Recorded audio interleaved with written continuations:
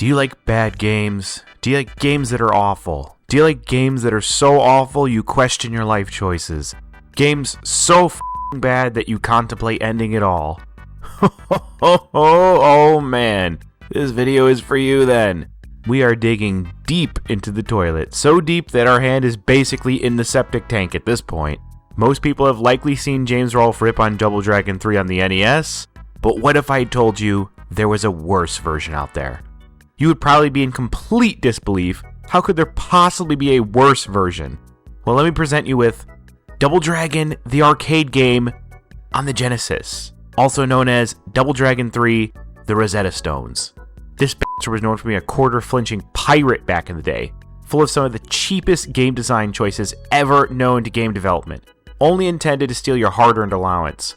This is the kind of game that really makes you wish you were doing literally anything else instead of playing it, and that includes playing Corpse Party Blood Drive. Hell, that even includes setting my own butthole on fire. I'm pretty confident that the incredibly spicy sambal my wife made once for me caused less pain to my internal organs than this game does. To quote the good boys at DBZ Abridged, "There is nothing about this whole scenario that doesn't make me so disgusted I want to violently vomit out my own internal organs." This game is so bad that I'm not even going to compare it to other bad games in this video. It stands on its own as a monument of low quality game design. I seriously have no idea how this terrible game even came into existence. You want to see more?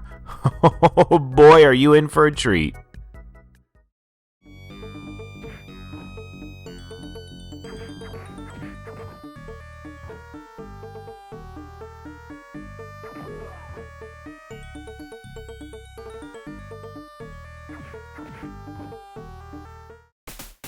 Right away you can see this game just oozes that late 80s and early 90s grunge look. It's in the same vein as Dragon Ball GT in that regard, where it's clear that everyone went shopping for denim jackets before heading out to the streets to do some punching. If I'm honest though, there isn't much to say about level design here, or even character design really. It's very clear that this entire game was made of some kind of sick joke, a racist one at that. I wish I was exaggerating, but every level of this game is just racial stereotype after racial stereotype. You go to Italy to fight Roman warriors wielding spears, beat up bikers in New York, and even throw knuckles with Bruce Lee. Every area of this game is just based upon someone's most racist fantasy of what another country is like. Which is weird because even Japan is a bunch of samurais and literal ninjas, and this game was made by Japanese developers. Aside from the racial stereotypes, the levels themselves are insanely bland and linear. Slap a different background on them and they would be no different. I think only the final level really has any variety in terms of level design, but oh boy, we'll get into that. Okay, turn it on. Kill! My back! Kill! Turn off!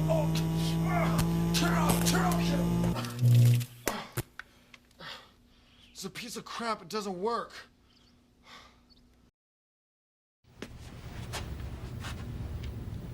No, God! No, God, please, no! No! No! No!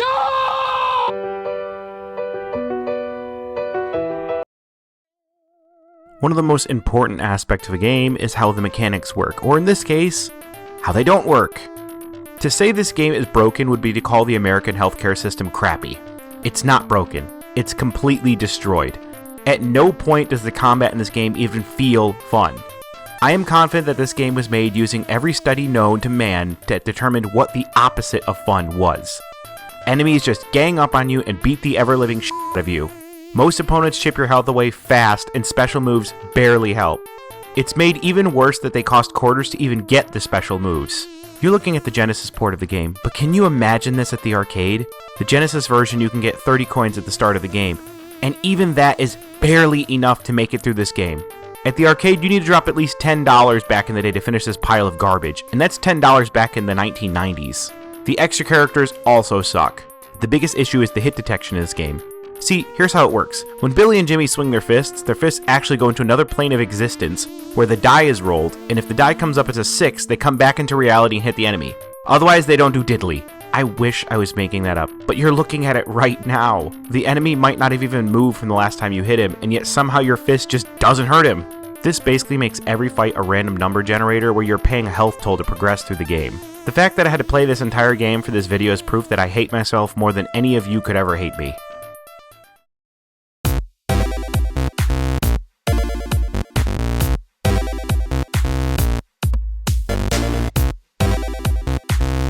The story of Double Dragon 3 goes like this. We've got to have money. Billy and Jimmy Lee are trying to get 3 sacred stones that apparently have some kind of amazing power, but they're scattered across the world. An oracle tells them to go and find them, so they're off to beat up random strangers. They find one in Italy and another in China, I think. It's not really made clear. And they arrive at the final level in Egypt. Yes, this game is that short. But don't worry, the Egypt level is in fact the cheapest of all. It was designed as the biggest quarter leech of the entire game. Up to this point, the game actually has been taking it easy on you, believe it or not. Right from the start, you're getting pummeled by cheap motorcycle enemies that you need a jump kick to beat, and then their bikes explode and damage you anyway. You're sucked down into a hole where you fight living trees. These guys are the cheapest enemies in the game aside from the mummies, and they just spawn a metric buttload of them. You are certain to lose about 5 to 10 of your lives right here. When you enter the actual pyramid, you're met with environmental hazards that just take your lives from you, and mummies that literally shoot their fists and take out a quarter of your health. They also teleport away when you try to punch them. In a game with non-existent hit detection, you can only imagine how frustrating these guys are. You find out the Oracle is just using you to get the stones for herself, so you have to beat up an old lady. Then you enter the cheapest room in the game and have to solve this jumping puzzle where every mistake costs you a life and you have to land perfectly without wasting a single second. This room is basically just to steal quarters right before the final boss. It's like an early form of a microtransaction, really. You fight a huge mummy who is surprisingly less difficult than the enemies before it, and if you have enough lives left after that endurance run, you beat it down to where it turns into Cleopatra? In outer space? Yeah, I have no idea. You put her back in the ground and find a room full of treasure which Billy and Jimmy donate to charity. The game laughably teases a sequel that it doesn't deserve, and you realize this game doesn't even end with you finding all 3 of the stones. So Billy and Jimmy just flew around the world committing assault for no reason.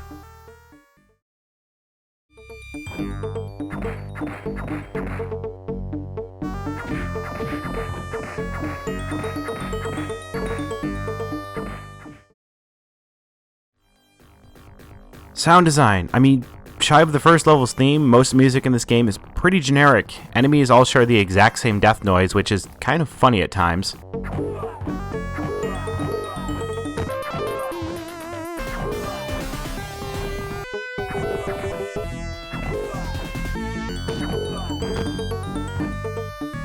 It's clear they were slacking with the sound design, and I wish there was more to work with here. You get one good theme for the first level, like I said, but the rest, it just kind of sucks.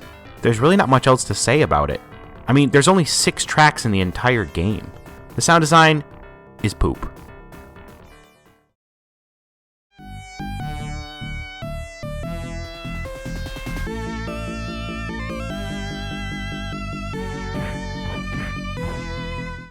Replay value? Have you even been paying attention?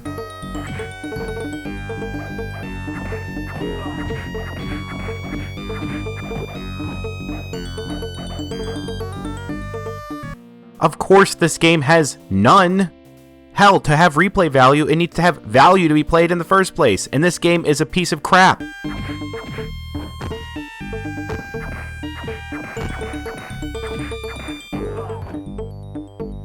You'd probably have more fun going around in real life trying to get into fights, and that's likely less painful than playing this game. In case you're wondering if there's anything to unlock, some kind of new game plus or something like that, the answer is no, of course not. But with a game this bad, we should be thankful it doesn't try to give us more, and instead offers mercy by being over. It only takes about 40 minutes to finish this game if you know what you're doing, but trust me, you're better off spending that 40 minutes doing literally anything else. It's rare that the arcade version of game is actually worse than the NES counterpart, but here it is, you're looking at it. It's just that awful. If you think I'm shortchanging you with how fast I whipped through this video of this game, no, this really is all this game has to show. Don't believe me? Go play it for yourself and taste the regret that I'm tasting right now.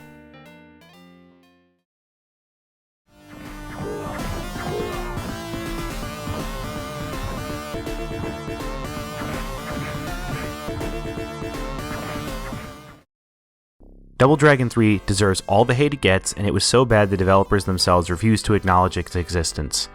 When Double Dragon 4 released decades later, they didn't even acknowledge this game and said 4 is a sequel to Double Dragon 2, meaning this game is thankfully retconned out of existence, but too bad it hasn't been retconned out of reality. There is nothing about this whole scenario that doesn't make me so disgusted I want to violently vomit out my own internal organs. I despise you both so intensely that I can't tell if my vision is blurry from my near-death experience or from my unforgiving rage. If allowed, once I am back to full health, I will gut you with an honest-to-God smile on my face, and then proceed to paint the home I built with your bodies with your very blood.